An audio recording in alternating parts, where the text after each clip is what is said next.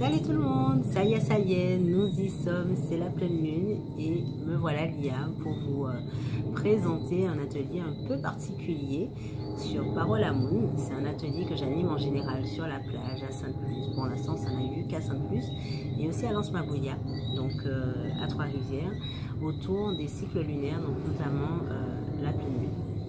Voilà, on l'a fait une fois à la nouvelle lune, mais c'est pas aussi intéressant parce que comme c'est nuit noire, donc en général on ne fait pas long feu. Donc à la demande de certaines, même de certains d'ailleurs, je vous fais cette petite séance vidéo pour vous expliquer un petit peu pourquoi je suis très attachée à la lune et comment optimiser ces phases lunaires et puis vivre ces instants de pleine lune au mieux en harmonie avec nous-mêmes et avec la nature, et puis vous donner des petits exemples de rituels. Donc déjà, on va commencer par le début, n'est-ce pas? Pourquoi, si vous suivez même ma page perso, vous devez voir qu'à chaque fois qu'il y a la nouvelle lune ou la pleine lune, je suis très joyeuse, très contente. Pourquoi cet engouement autour de la lune? Tout simplement parce que lors de mon cheminement, donc on va dire que ça fait à peu près 3-4 ans, à un certain moment de ma vie, j'ai fait rentrer les oracles. Donc les oracles, pour ceux qui ne connaissent pas, c'est le fait de tirer une carte d'un jeu ou même d'un livre, une page d'un livre, et de se laisser guider par son intuition. Donc j'avais un jeu de Dorine Virtue qui m'avait été offert en fait, autour des archanges, et je tirais régulièrement la carte cycle lunaire. Donc je me suis dit non, mais là il y a un souci, je ne peux pas tirer plusieurs fois la même carte. Et en fait cette carte m'invitait à observer la façon dont je réagis à chaque cycle lunaire. Donc à la pleine lune et à la nouvelle lune. Les croissants, ils ne s'en occupaient pas trop. Et c'est de là qu'en fait, comme j'aime beaucoup écrire, comme vous le savez, j'avais mon cahier de pensée. Donc j'ai constaté en fait qu'effectivement, mon corps changeait selon les phases lunaires, mon état émotionnel également. Et puis il y avait cette redondance de tsunami émotionnel, comme j'aimais l'appeler, autour surtout de la pleine lune. Donc en approfondissant un petit peu mes recherches, je me suis rendu compte que symboliquement parlant, la pleine lune signifiait, enfin, symbolisait un peu le nettoyage, la mise en lumière, tout ce qui, on va dire pas négatif, j'aime pas ce mot, mais tout ce qui ne nous correspond plus, tout le superficiel à la pleine lune est mis en lumière justement pour être nettoyé. Voilà, en quelques mots c'est ça. Au contraire, à la nouvelle lune, par rapport à ce nettoyage qui a été fait auparavant, à la nouvelle lune, c'est la phase de renouveau. Donc c'est la phase où en général on fait des souhaits. Voilà. Mais attention, ça peut s'inverser chez certaines personnes. D'ailleurs, si je parle de mon exemple, quand j'étais en France, j'étais très bouleversée à l'approche de la pleine lune, quelques jours avant, mais très bouleversée. Par exemple, je n'aurais pas forcément été capable de vous faire cette vidéo parce que j'étais vraiment malmenée par les énergies, les émotions, il y a tout qui remontait. Et depuis que je suis en Martinique, donc depuis 4 mois, j'ai remarqué que ça s'est inversé. À la pleine lune, je suis plutôt bien, voilà, bien dans ma peau, bien dans ma tête, voilà, ça va, je me sens sereine. Par contre, à la nouvelle lune, ce n'est pas comme avant, mais je suis beaucoup plus chahutée, beaucoup plus. Et pourtant, par contre, à la pleine lune, comme en ce moment, depuis 3-4 jours, effectivement, il y a cette mise en lumière de choses qui méritent d'être nettoyées dans ma vie, dans vos vies, voilà. Donc, c'est depuis ça, en fait, depuis ce constat que je me suis vraiment intéressée à l'influence de la Lune sur nous. Et puis, juste pour info, la Lune, on voit les effets que la Lune peut avoir sur la mer, sur les marées.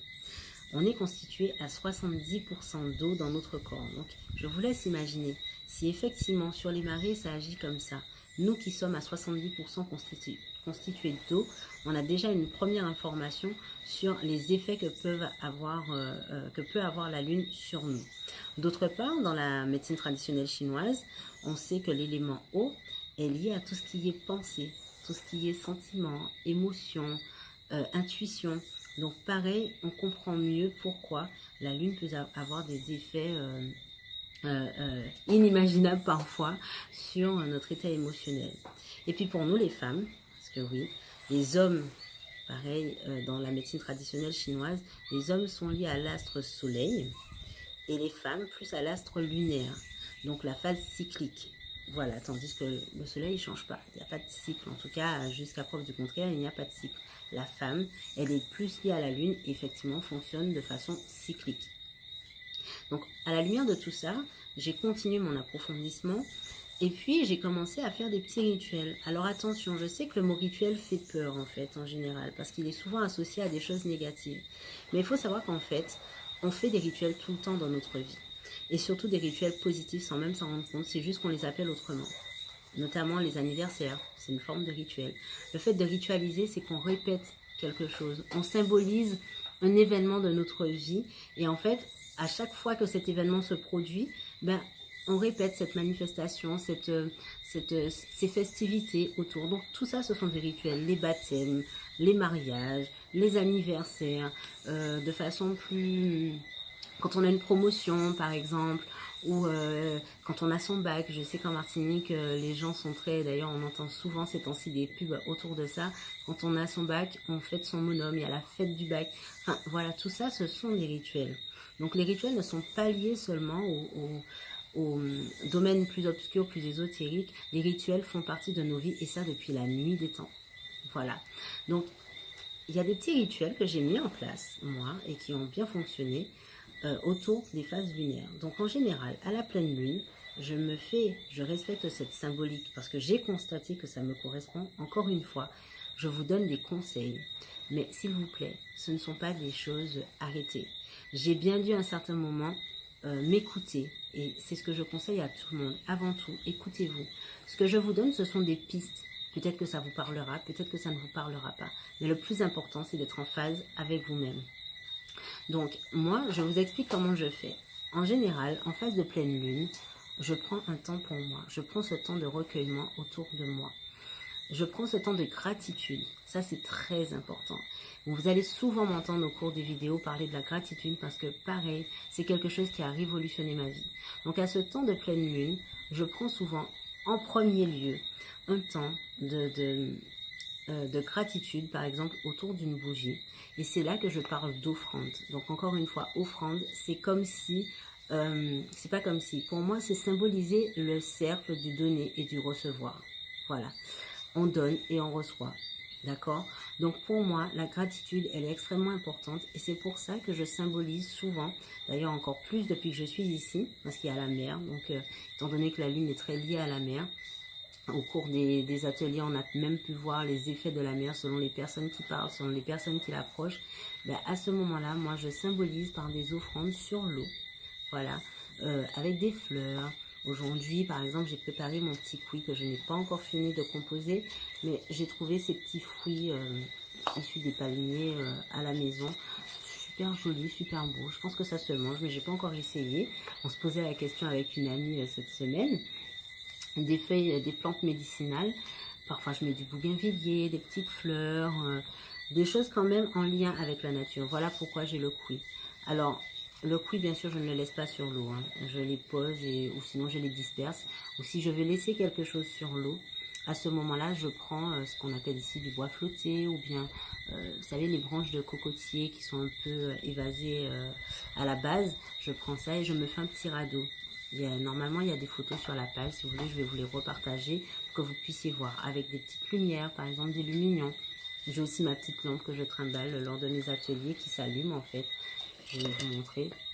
Et je me fais ce petit temps de recueillement. Voilà, ce petit temps de recueillement autour de la gratitude. Donc, soit je visualise pourquoi je suis pleine de gratitude, soit je les écris. Voilà, j'écris une lettre à la lune pour lui dire merci. Je lui parle en fait, comme si c'était ma meilleure amie. Pour moi, elle symbolise même plus qu'une meilleure amie, ça a vraiment le symbole d'une mère. D'ailleurs, c'est pour ça que je fais ce jeu de mots merveilleuse. Donc, à la pleine lune, je prends ce temps de gratitude, vraiment. À la nouvelle lune également, Mais à la pleine lune, on va dire que je me concentre surtout sur ce que j'ai conscientisé durant ce cycle, sur ce qui est remonté et qui m'a permis d'avancer, d'accord? Donc, pour moi, c'est très important de commencer par ça, parce que je la remercie déjà de l'impact qu'elle a déjà eu dans ma vie, ok? Ensuite, par rapport à ces offrandes, je prends ce temps de recueillement, dans le silence, ce temps de méditation. Et par la suite, je poursuis avec un exercice tout simple qu'on peut faire autour d'une bougie, par exemple, avec même des petites huiles essentielles qu'on diffuse ou qu'on se passe dans les mains. Par exemple, la lycée citronnée est très bonne pour ça. D'ailleurs, elle est surnommée l'huile essentielle des anges parce qu'on dit que quand on la met, on attire les anges autour de nous. C'est une forme de protection. Donc moi, ça fait partie de mes croyances. Donc du coup, j'en passe dans ma main assez souvent. Je prends mon crayon à papier et je fais ce qu'on appelle une lettre de libération. La lettre de libération, c'est quoi? C'est justement faire symboliser, mettre à l'écrit, décharger de son corps, surtout, enlever de son mental tout ce qui nous taraude l'esprit, tout ce qui nous empêche de nous libérer tout simplement, d'avancer, d'évoluer. Donc je prends une feuille blanche, un crayon à papier, pas au bic, un crayon à papier. Et je note les 3 choses qui me viennent en tête quand je me concentre sur cette lettre de libération. Donc ça peut être, je suis énervée, ça peut être, vous pouvez tout mettre en fait, même être grossier, c'est pas un souci. Là justement c'est fait pour se décharger, c'est comme un vase en fait, on se décharge, c'est le moment de libération de la lune. Après, un à un, on va reprendre toutes ces phrases. Voilà, je suis en colère parce que, je suis agacée parce que, j'en ai plus que marre parce que, voilà, vous pouvez tout mettre. Là, j'ai mis des exemples bateaux, mais en tout cas, vous dissertez à partir de chacune de ces phrases. Chaque fois que vous passez, vous avez fini, vous sentez que c'est bon, vous avez dit tout ce que vous aviez à dire sur une phase, vous passez à l'autre. Et une fois que vous avez fini de libérer tout ce qu'il y a en vous, et encore une fois, vous pouvez très bien le faire de façon totalement en mode freestyle. C'est-à-dire vous prenez la feuille, vous écrivez une lettre à la lune et vous livrez. Voilà, de tout ce qui vous pèse. L'essentiel, c'est de livrer tout ce qui vous pèse. Quand vous avez terminé, donc je ne vais pas le faire en direct parce que voilà, si vous êtes sur la plage, parce qu'effectivement, il faut trouver un lieu quand même où vous vous sentiez bien. Moi, j'aime bien le faire sur la plage. Donc, si vous êtes sur la plage, vous creusez un trou. Vous mettez un peu une feuille de papier alu au fond pour ne pas que les cendres restent. Et voilà, on est quand même respectueux de la nature. Vous tapissez avec une feuille d'alu et vous brûlez. Vous brûlez, vous ne pliez pas trop pour que la flamme puisse prendre. Vous brûlez jusqu'à ce que ça soit vraiment consumé, qu'il y ait vraiment les cendres. Et par la suite, vous dispersez les cendres dans la mer.